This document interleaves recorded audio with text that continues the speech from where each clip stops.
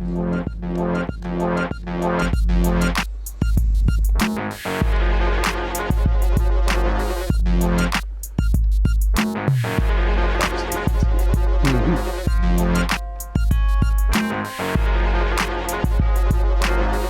again, Kevin. I appreciate this. Welcome to another episode of Community Chat. My name is Kevin Tocci, and I will serve as your host for this particular conversation.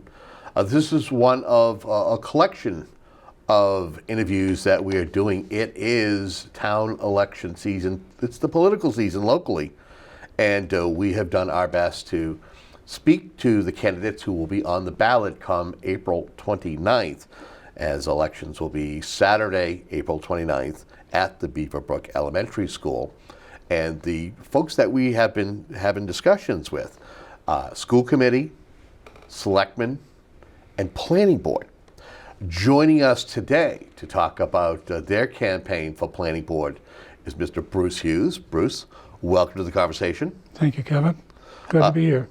For those who don't know who you are, who might be new to town, might be new to voting here in Abington, or maybe some of the folks who just want to hear you talk about yourself, tell us a little bit about Bruce Hughes. I'll start with the cliche that I'm a lifelong resident of Abington. Everybody always says that, but it's true. Well, it's not actually true in my case. I moved here when I was a month old, so I'm not a complete townie. But I'm a graduate of Abington High School, and I did the state college route. I did Massasoit and UMass Boston and Bridgewater State for my associate's, bachelor's and master's degree, which I think is really good. You know, I mean, I worked full time when I was going to school, except for my first year, because my dad was a contractor, shipper, Grossman's. You know, I didn't have a lot of money in the family. But it's important, I think, to work for your education and things like that. Married to my wife, Kathy. We married 29 years. Live in Abington. I say Abington High School graduate, class of 1972. God, 51 years. And, you know, when I first got on the planning board 25 years ago, I was working for Old Colony Planning Council. I've retired, regional planning agency in Brockton. I've retired a few years now. But it's a way of giving back to the community.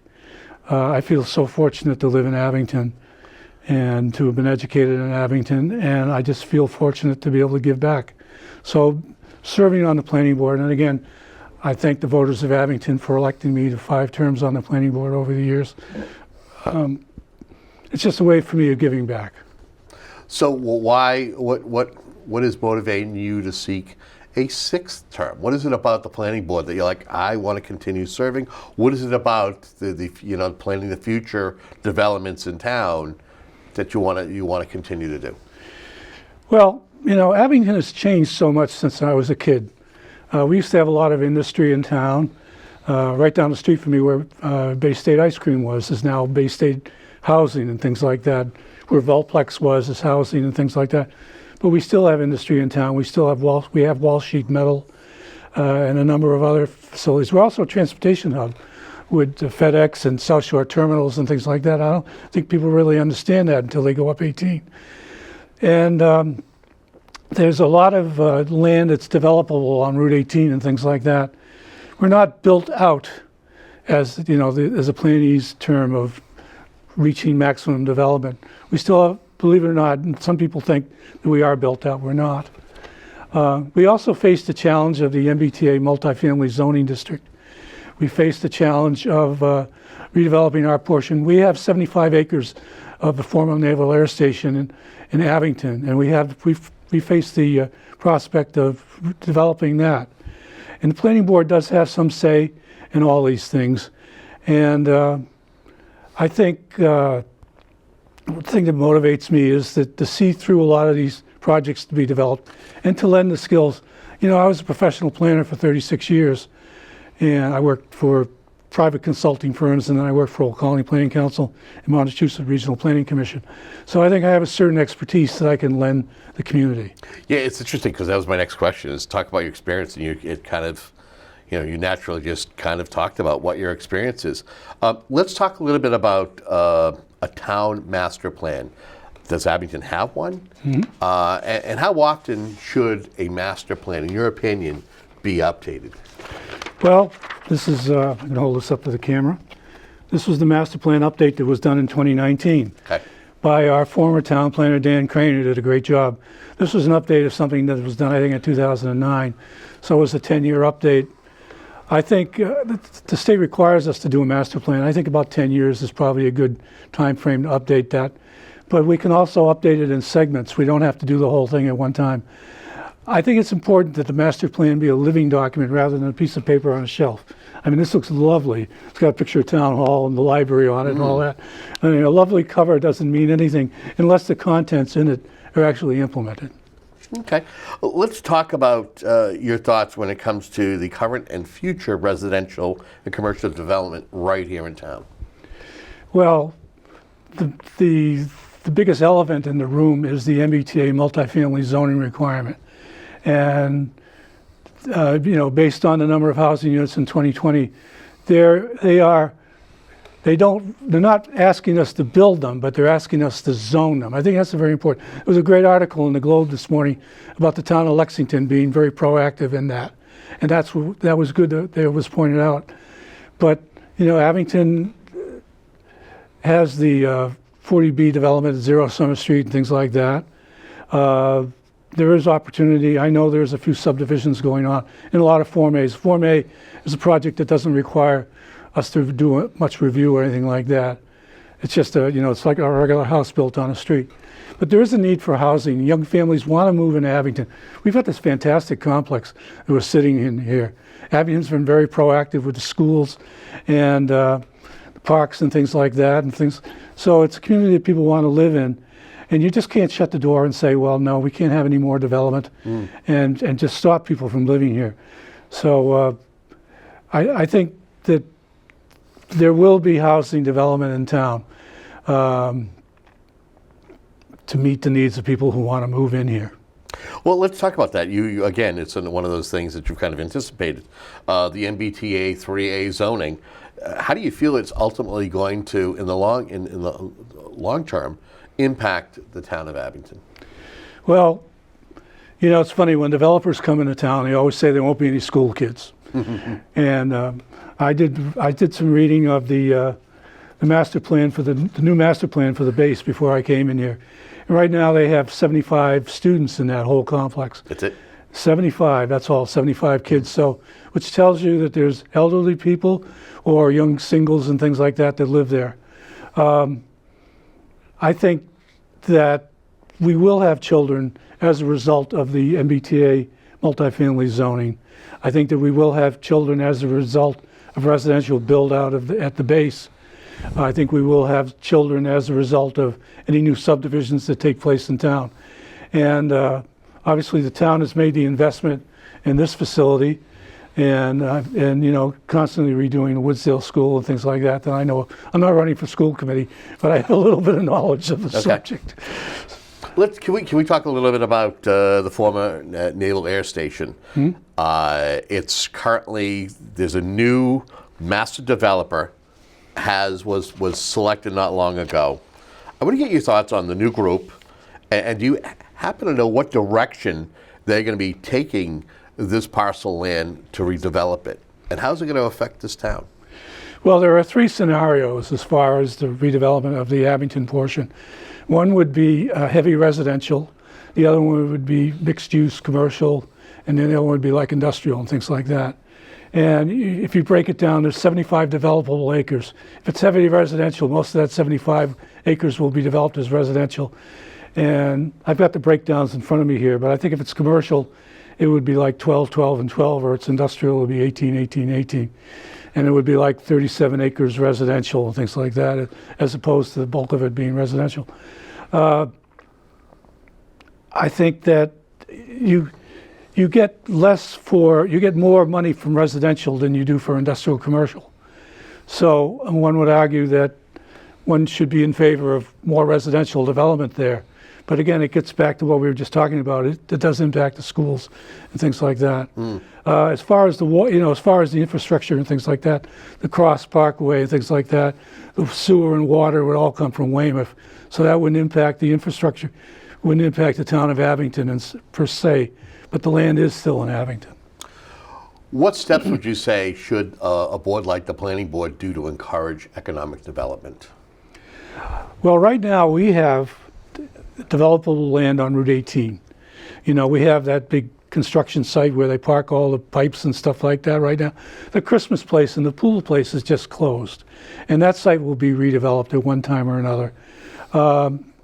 There's pad sites at Lowe's, and there are pad sites at Target. Pad sites are, well, if you look at the Lowe's, for example, it's right in front of the place. You can see it on 18. There's a big sign. It's got all the infrastructure in place, water and sewer and things like that. And the same with the Target.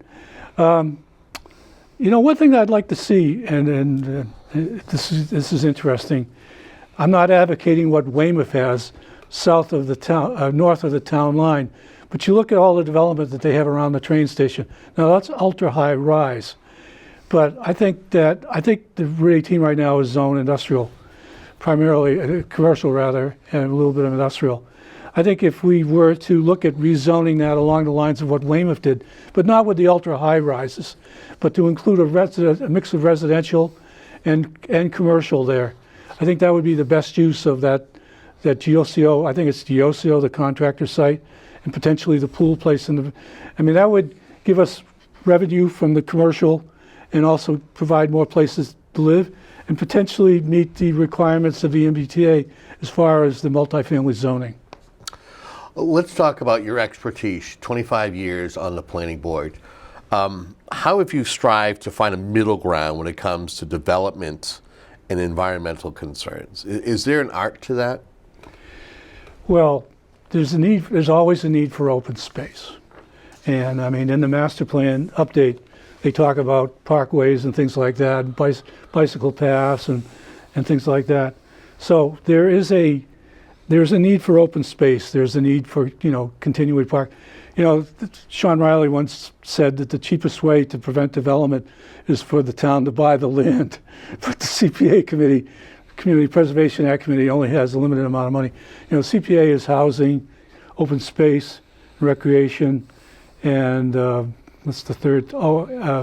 Economic development. Well, anyway, 3 elements. But I think the planning board, when we have these proposals in front of us, have to balance the needs of open space and recreation versus the need of the developer when they come in. Okay. Talk about steps that a board should take, especially the planning board, when it comes to mitigating the impact of growth and the town's resources. There's got a fine balance, whether it's water, whether it's space, items like that. Well, the town has limited capacity as far as water and sewer goes. Right. And whenever a project comes before the board, the water commissioners and the sewer commissioners have to sign off on it. And if they don't sign off on it, it's up to the developer to develop their own resources. So far, as far as I know, we've never had to have a developer do an on-site septic system or on-site water and things like that. So I think that developers are knowledgeable about, when they seek to develop in town, what the water and the sewer resources are. And so, if it ever came to that, they potentially would have to withdraw or to wait until more water and sewer capacity were developed to develop in Abington. Okay. This is where I give you an opportunity, almost like an open question, and that is there an item or a topic or something that we haven't discussed or mentioned, but you want to take a moment to talk about? Or maybe there's something that we have discussed already, but you might want to add to or reiterate. Well, Old Colony Planning Council has a transportation improvement program, TIP. I try not to speak in acronyms, but there's going to be state money for 3 intersections in Abington. The intersection of 18 and 123, the intersection of Old Randolph Street and Hamlin Way and Chestnut Street, and of course the Chestnut Street, Hancock Street roundabout that's going to be in. So I think it's good that the town has pursued the design money for that, because the town has to pursue design money for those projects, as well as the state giving money and things like that, and Old Colony allocating it from their TIP funds. So I think it's important for the people in town to know about that, because people have really been curious about these projects. Okay. So, final question, and that is, if folks want to find out more about you, or if you want to share more information about you running for a sixth term, how can people find out more information about you and your campaign? Just go on Facebook. I guess I haven't done a Facebook site. I suppose I should do that. Okay. But I have a lot of friends on Facebook and stuff like that. And I've just sent out a bunch of campaign cards that have my phone number on that. So feel free to call me. I guess I can give my number. My wife will shoot me. But anyway, 781-878-4433. Please feel free to call me with any concerns. I've actually had people call me in the past about concerns about issues on the planning board. And if and I'm always happy to answer questions. Well, Bruce, thank you so much for coming in and having this conversation with me. Well, thank you, Kevin. I really appreciate the opportunity to be able to reach out to voters and for people to get to know me, which is, this has been a great opportunity, and I'm just very grateful for this time. You got it. And we want to thank you at home for tuning in to discussions like this to help you better understand where the candidates stand on the issues and to where their focus is when it comes to the great town of Abington. Remember, the town election, April 29th at the Beaverbrook Elementary School. If you have questions in regards to voting, contact the town clerk's office. And until our next conversation, have a great day.